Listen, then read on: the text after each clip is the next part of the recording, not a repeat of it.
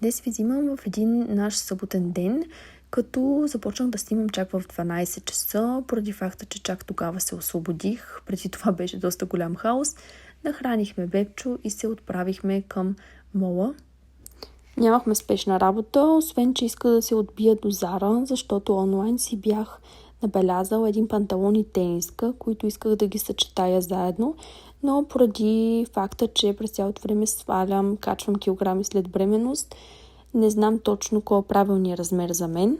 Затова преди да поръчвам и връщам пратки, мисля, че най-адекватно беше да отида в мола, да ги пробвам и да видя точно кой размер ми стои най-добре, като взех най-малкия размер, което ме очуди доста. Бялата тениска, която намерих в магазина и пробвах, на мен лично не ми допадна, тъй като не мисля, че е подходяща за майки, които в момента кърмят. И след това ви показвам аутфита, който съчетах, тъй като след бременност съм решила да обновя гардероба си, защото имаше доста неща, които абсолютно никога не съм обличала, просто стоят и вземат място. Сега искам наистина да пазарувам малко по-адекватно. И тук ви показвам и топа, който не взех, за да видите колко зле стои. След това разходихме малко Бебчо пред мола, докато той заспи, за да може ние на спокойствие да обядваме.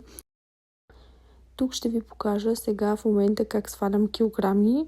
Не ме съдете в коментарите, моля ви. Но искам да видите как една майка, която е родила преди 3 месеца, сваля килограми. Не ме съдете. Вкусно ми беше. И това е. След това се отбихме до Нотино, тъй като косопада след бременност започна. Искам да ми пишете в коментарите дали това наистина действа. Снимала съм ви го, четох много коментари за него, но не съм сигурна. Моля ви се, пишете какво при вас е помогнало за косопада след бременност.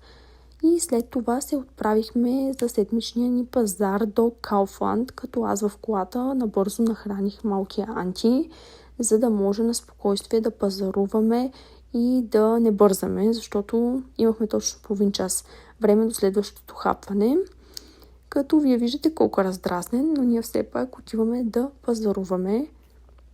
И закупихме набързо няколко неща, които бяха наложителни. И след това се отправихме към вкъщи, защото беше време Анти да ляга да спи. Но, честно казано, и ние легнахме с него. През времето, в което той спи, гледам да свърша или домакинска работа, или да си почина, за да може, когато той стане, да съм отморена и да имам време да си поиграя с него, тъй като след като стане е доста активен и иска да му се